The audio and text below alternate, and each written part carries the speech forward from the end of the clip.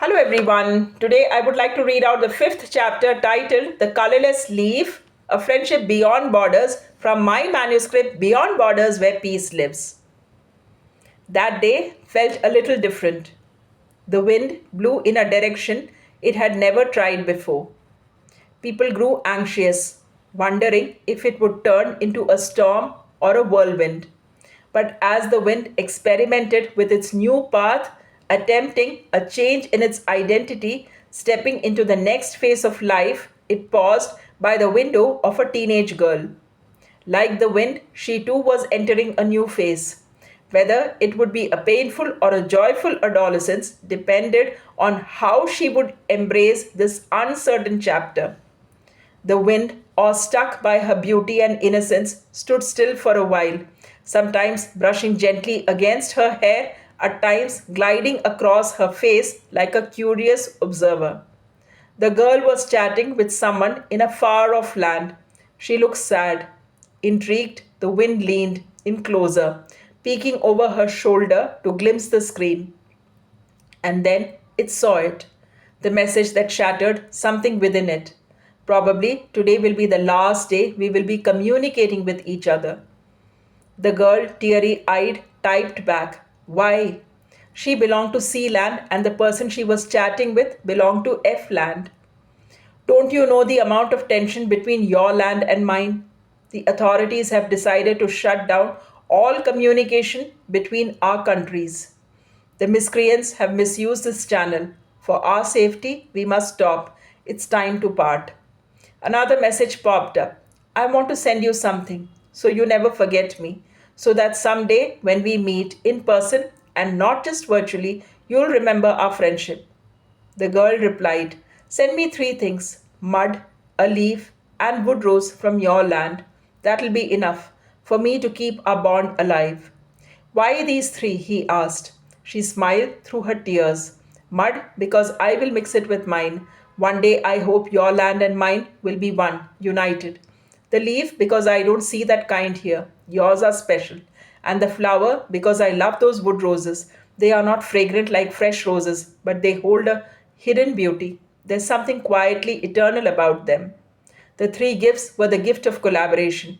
They both fell into a memory of their friendship blossoming. Remember that 5 a.m. call? You called me when I was desperately trying to get admission into a college, she added. Back then, you were just a stranger I played online games with.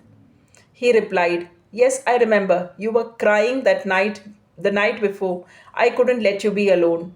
But how did you get my number? She asked, her voice trembling. There was a pause. I hacked your computer and the phone.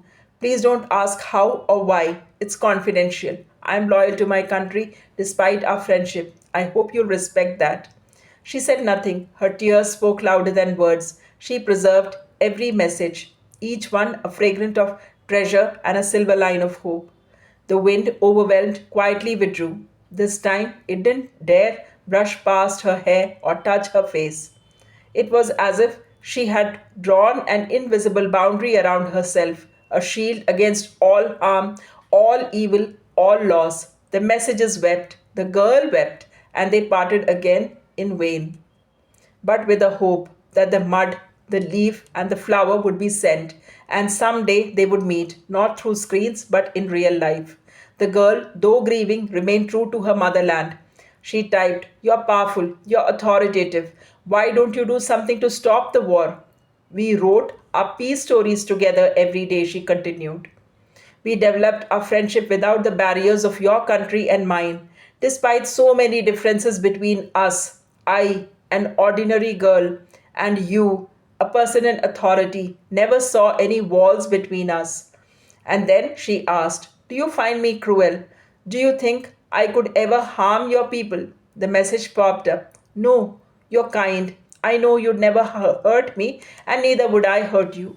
She paused for a moment, then typed again. Then why are there such differences between your people and mine? I may be ordinary, but you have the power. If I ask you something today, will you promise to grant it?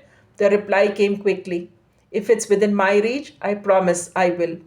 She wrote, Please allow our people to live in peace. Let your country's soldiers collaborate with mine. Let them fight for a shared cause. The real troublemakers are the terror machines. A moment later, the message appeared. Though I hold authority, I cannot act alone.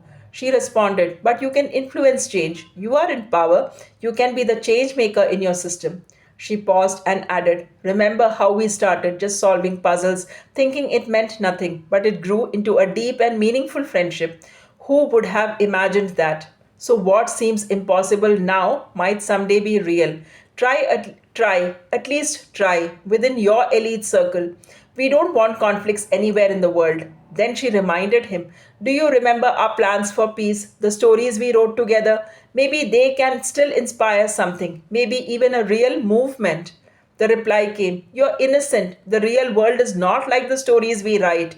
Conflict, fear, and terror. They've become a business now. She typed, but peace can be a business too, an ethical one. You can show your people how to build it. She repeated with urgency and belief. You're intelligent, strategic. You know exactly how to do this. Peace is our mission. Our friendship was built on it. So, in the name of that friendship, please restore peace. The message popped up again with a whole lot of sad and weeping smileys without any smiles but only cry, sharing their pain of parting. It read, I have to go now. It's time for me to leave with a promise to return soon. And yes, I also promise you one more thing in the name of our friendship. I will truly try to influence others to see the world as we saw it through each other's eyes, a land of peace with white flags waving in every corner. She typed through her tears, when can we meet again?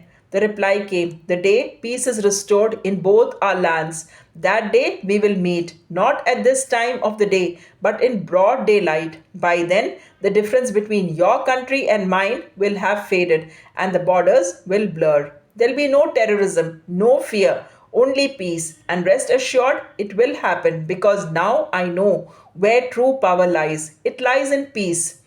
I won't leave a single leaf unturned to bring it back. Your special leaf, it's about to change color into colorless. I have to go now, she pleaded.